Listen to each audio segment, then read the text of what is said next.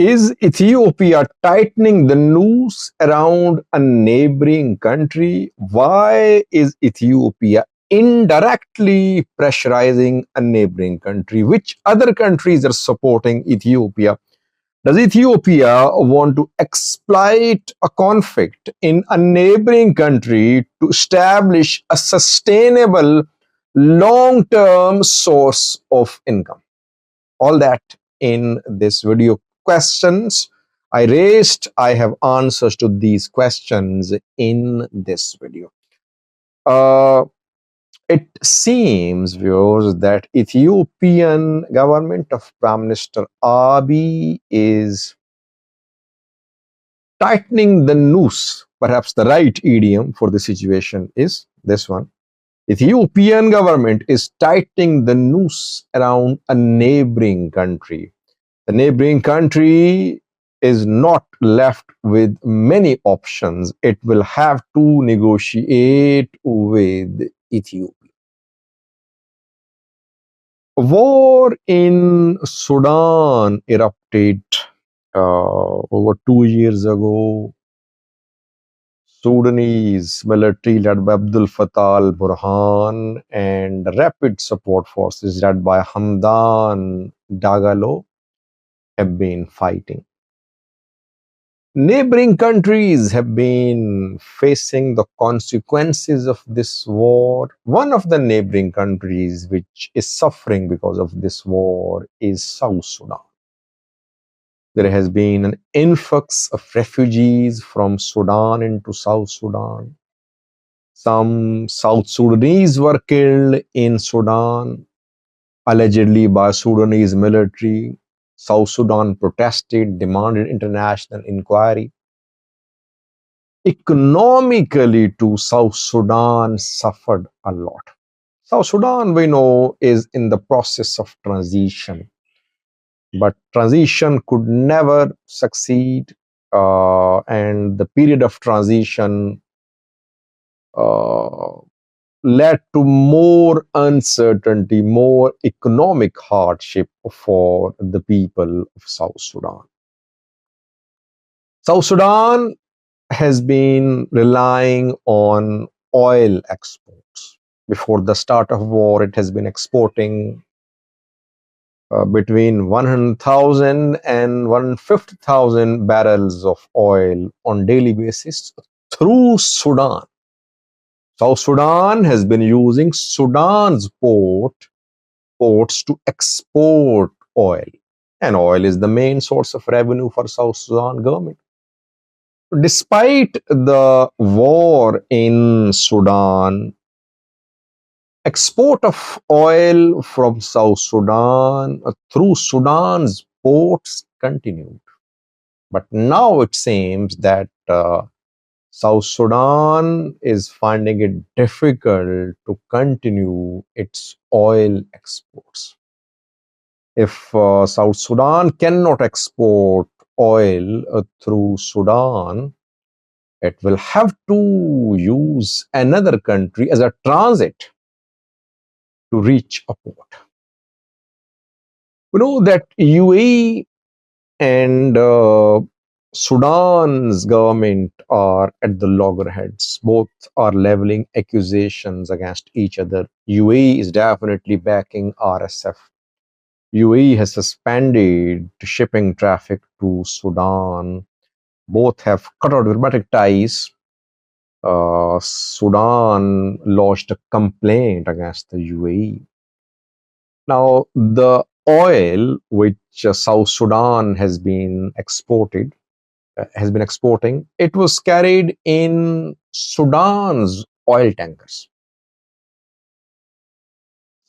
UAE has announced that any fuel, South Sudan's fuel, which is carried in Sudan's oil tankers, it won't be entertained by the UAE. It means that South Sudan will have to use its own oil tankers. Not easy. Secondly, the South Sudan's oil, when it enters Sudan, it passes through Hagleg. a town in Sudan. UAE-backed RSF has been conducting attacks on this town. Two drone strikes have been conducted within the last 10 days. And Sudan's Ministry of Energy and Petroleum has written a letter to South Sudan's Ministry of Energy that Sudan cannot ensure the protection of the companies operating in Heglig because of the attacks being carried out by RSF fighters. So reportedly, Sudan has intimated the companies like Petco, to be OPCO to shut down their operations in Heglig. It means that South Sudan won't be able to export oil. Oil is the main source of revenue for South Sudan. So all that is happening with collaboration of UAE and RSF. The third player too. Third player is Ethiopia, UAE's ally in the region. It seems Ethiopia is part of the game.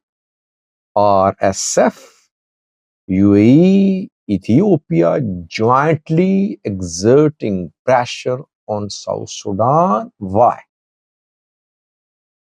Almost a week ago, Ethiopian finance minister visited South Sudan. Ahmed Shide met with Salva Kiir. Commercial Bank of Ethiopia officials also accompanied Ahmed Shide. And Commercial Bank of Ethiopia, CBE, by the way, we know CBE was on the verge of a default. It was saved by the IMF World Bank package which Ethiopia got last year. But now the CBE, Ethiopian Commercial Bank, is offering to give loans to South Sudan's financial institutions. Ethiopia is making an offer to South Sudan that South Sudan should start using port in Djibouti. It can use Ethiopia as transit. Ethiopia will charge transit fees. Ethiopia is ready to finance the building of the infrastructure needed to connect South Sudan with Djibouti or with Kenya through Ethiopia. Ethiopia made these offers to South Sudan in the past too. Last year too, I remember, similar offers were made by Ethiopia to South Sudan. But since there is uncertainty in South Sudan, like Machar and Salva Kiir are fighting, that is, the Salva Kiir government did not make big decisions. Now, Ethiopia, RSF, and UAE are working together. South Sudan now is left with very few options. Either South Sudan will have to convince RSF that RSF should stop attacks on Heglig. South Sudan will have to convince the UAE that UAE should entertain South Sudan's oil in Sudan's tankers. And South Sudan needs to be on good terms with Sudan as well, so that it will continue using Sudan's ports. If all that does not happen, then South Sudan will have to make some immediate decisions and long-term decisions. And Ethiopia now is seeing a real possibility. If South Sudan agrees to use Ethiopian soil as transit to export fuel, that could be a big source of earning for Ethiopia. And UAE, and if UAE and Sudan remain in disagreement, in a dispute, UAE won't allow South Sudan to be a source of revenue for Sudan's government. UAE wants to paralyze Al Burhan's government.